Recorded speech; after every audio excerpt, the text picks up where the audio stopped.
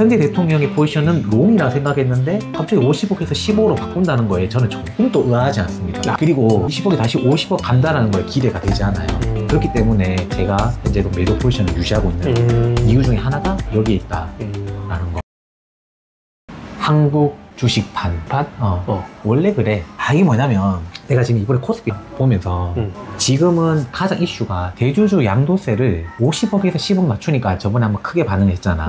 그래서 요즘에 주식 관련해서 가장 큰 이슈라 그러면 얘 이야기 많이 하거든. 얘는 물론 우리 국내 이슈잖아요. 아마 얘가 50억에서 10억으로 떨어지는 게 없었으면 어제 오늘 엄청 날아갔을 거야. 아마 3,300 찍었을 거야. 넘었을 거야. 제가 생각해보면 원래 그런 거다라는 말을 하고 싶어요. 그 무슨 말이냐면 대주주 양도세는 대통령 시행령이에요. 그러니까 대통령이 그냥 하겠다라고 발표하면 끝인 거야. 그러니까 대통령이 발표하는 거니까 7월 말에 우리가 발표했었잖아. 그 발표안이 대통령의 입장입니다. 진성준 씨가 뭐 줄였다 늘렸다 이렇게 할 진성준 뭐 그 사람이 욕 많이 먹었는데 바지 사장이고 대통령이 발표하는 건데 대통령 의견이지. 그치. 진성준 그 옛날 전 위원장의 의견. 지금 전 위원장이 됐어? 나갔잖아. 나갔어? 국민 여론.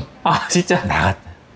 다른 사람도 언제 나갔대? 뭐 한 일주일쯤 됐는데 하여튼 그때 막 너무 심하니까 나갔어. 더러워서 호텔 먹다 때려쳤다. 몰라 하여튼. 그러니까 이거는 그 사람 의견은 나는 전부 다 아닌 것 같아.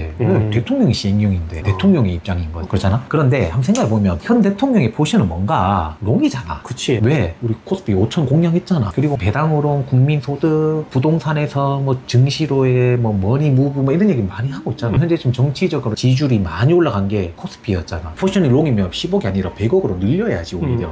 근데 10억을 했는 이유가 바로 뭐냐면 이건 뭐 제 음모론일 수도 있어요. 저의 생각입니다. 그 이유 첫 번째가 민주당의 원래 색깔도 그럴 수가 있고 또 현재 당내에 자본시장에 대한 거부감 있는 강성 지지자나 또는 의원들의 입장도 있을 거예요 분명히. 주식시장으로 돈을 버는 거에 대한 거부감이 있는. 이거는 이거 돈 먹고 돈 놀고 뭐 이렇게 생각할 수도 있는 거지.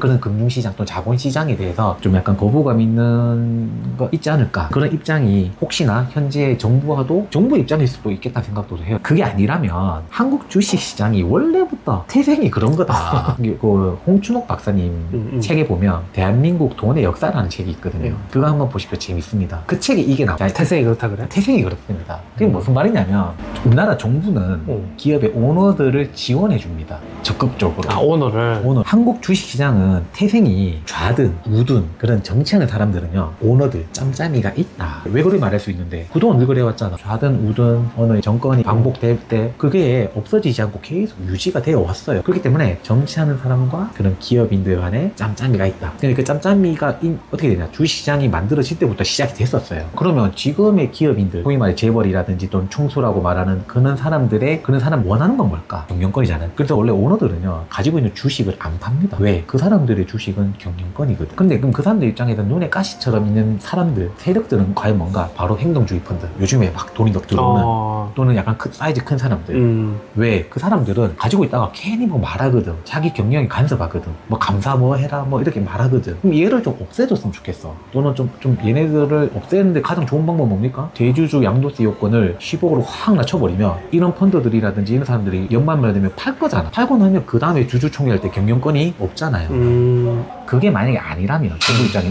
그런 거 아니야 라고 한다면 이렇게 하면 돼요. 그래 10억 낮춘 거 좋아. 세수 때문에 한다 치자. 그러면 그 세수의 기준이 10월 말 연말이 아니라 예를 들어 6월 말 하면 6월 말 기준으로 해서 10억 이상이면 대주주 이렇게 해놓고는 뭐 그 다음에 세금 매기면 되지. 왜 하필 연말 해서 경영권과 동일하게 그렇게 하냐. 저는 그런 생각이 들더라고요. 그래서 이런 식으로 정부 지원해준다. 그럼 태생이 뭔지를 알아야 돼요. 태생이 뭐냐면 이거는 저의 의견이 아니라 아까 이야기했던 홍춘옥 박사님의 책에 나옵니다. 제가 연도를 정확히 모르겠어요. 1970년, 60년 말일 수도 있어요. 1970년쯤에 우리나라가 그 당시 정부가 화폐 개혁을 했는데 실패했습니다. 그러다 보니까 은행에 대한 신뢰가 없어요. 우리나라 돈에 대한 신뢰가 당연히 없겠지. 뭐 갑자기 화폐 개혁하고 이런 불안하잖아. 그러다 보니까 그 당시 대부분의 금융은 사채로 움직였습니다. 심지어 기업들도 사채를 썼어요. 근데 그 사채 이자가 그 당시 평균적으로 한 50%. 50%? 평균적으로. 와, 50%면 이게 도대체 얼마를 불려야 이자도 내고 그러니까 회사도 굴려가고. 그러니까. 와, 그만큼 경제 성장이 어마어마했다는 건가? 뭐 그 당시 경제 성장이 당연히 좋았을 거고 지금은 훨씬 좋았을 거고. 근데 사채 이자가 그래도 높았지. 와, 50%라면서. 그 당시에 명동뭐 사채 뭐 이런 거 그런 말 들어봤잖아. 돈을 어마어마하게 벌었겠지. 그러다 보니까 그 당시는 혁명 정부니까 하려면 할 수가 있잖아. 그러니까 당시 그 정부가 1973년에 사채 동결을 합니다. 그게 역사인 거잖아. 사채 동결의 내용은 기업이 빌린 사채, 야, 그거 너희들 안 갚게 그동안 해줄게. 5년 동결. 그동안 이자 지급 안 해도 돼. 그 대신 그 뒤에 갚을 때는 3년의 분할에 갚아. 그리고 이자도 50%짜리 채권을 다 16%로 평균적으로 다 바꿔줘요. 기업 입장에서 너무 좋잖아. 그러니까 놓았다고 생각을 했는데 그 대신 이 사채 동결의 혜택을 받으려면 신고를 해야 돼요, 기업이. 그럼 신고를 했을 거잖아? 신고를 하고 보니까 기업들이 지랄들 떨고 있었던 거예요. 그게 무슨 말이냐면 알고 보니 이랬던 거예요. 그 기업의 오너가 있었을 거잖아. 그럼 오너는 사업가라고 나라로부터 저리의 마치 정책 자금처럼 저리로 대출을 받아 쓴 거야. 근데 그 돈을 이 사람이 자기 회사에 사채를 한 거야. 그러니까 사장 입장에서는 나라로부터 자기가 개인적으로 대출을 받아서 그 사람이 자기 회사에다가 고리로 대출을 내준 꼴인 거야. 사채 내준 꼴인 거야. 그러면서 이 사람이 돈을 벌고 있던 거예요. 황당하잖아. 그러니까 1973년부터 해서 그래서 주식을 다 강제 상장시킵니다. 그 당시 이전만 하더라도 우리나라 상장했던 주식이 거의 없었던 거예요. 이 당시에 굉장히 많이 한꺼번에 상장을 해요. 근데 상장은 어떻게 했냐면 야, 너희 회사 가치가 뭐 얼마가 되든 간에 액면가로 해. 되게 싸게 해. 그리고 액면가의 10%는 배당하면서 해. 뭐 이런 식으로 된 거예요. 그러면 그 오너들 입장에서 짜증나잖아요. 왜 너희가 강제로 하는데? 이래 되잖아. 야, 너희가 뭐 국민 세금 가지고 사채 동결도 하고 어떤 이런 식으로 뭐 혜택 받았으니까 국민들한테 좀 나눠줘. 그 대신 하도 사주들이 뭐라 하니까 그 대신 너희들의 경영권을 보장해줄게. 주식 좀 나눠준다고 해서 불안해하지 마. 신경 쓰지 마. 너희들의 경영권은 보장해줄게. 너 거야. 야, 그 대신 너희 회사 잘못되면 너 사재로 막아서라도 너희 회사 잘 살려. 수출 많이 해. 이렇게 한 거예요. 근데 생각해보면 주식 회사잖아요. 주식 회사의 원리가 뭡니까? 내가 가지고 있는 지분만큼 그 회사가 내 거인 거고 내가 나중에 책임을 지더라도 내가 가지고 있는 지분만큼 책임지는 게 주식 회사잖아요. 근데 그 당시 상장할 때는 그런 원리가 아니었던 거지. 근데 이게 지금까지도 이어지고 있어요. 그러니까 이거는 옛날 이야기지 이렇게 생각할 수 있거든요. 네. 그럼 옛날에 그냥 코스피 역사일 뿐이지 현재도 이런 뭐 정경유착이라든지 그런 게 있냐. 근데 저는 지금 또 이게 통용되는 한국의 룰이라고 봐요. 그래서 이번에 거버넌스 막 변화한다, 상법 개정한다라고 하더라도 저는 분명히 한계가 있다고 생각합니다. 그걸 왜 알 수 있냐? 이게 과거 역사가 아니에요. 우리가 조금만 전을 생각해보면 그런 거 있잖아요. 그 옛날에 그 한진칼. 한진칼도 지분 막 가지고 막 그치. 전쟁하고 이럴 때 산업은행이 돈을 댔죠. 증자했죠. 사실 산업은행은 100% 국민 세금이거든. 말이 안 되는 거야. 그런 게 지금까지도 있다.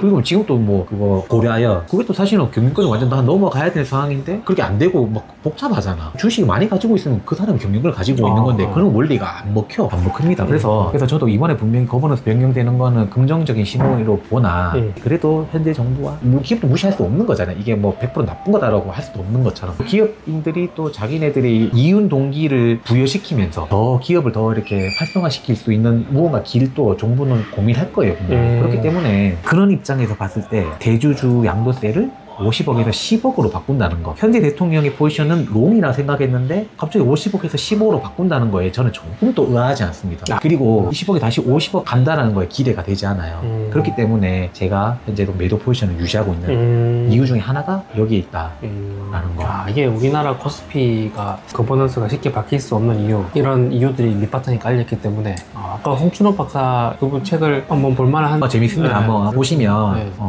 재밌어요. 그분 유튜브 요즘 많이 나오시는데 싫어하시면 되게 싫어하시던데 좋아하시면 되게 엄청 좋아하시더라고요. 왜냐면 말을 좀 세게 하시잖아요. 그렇구나.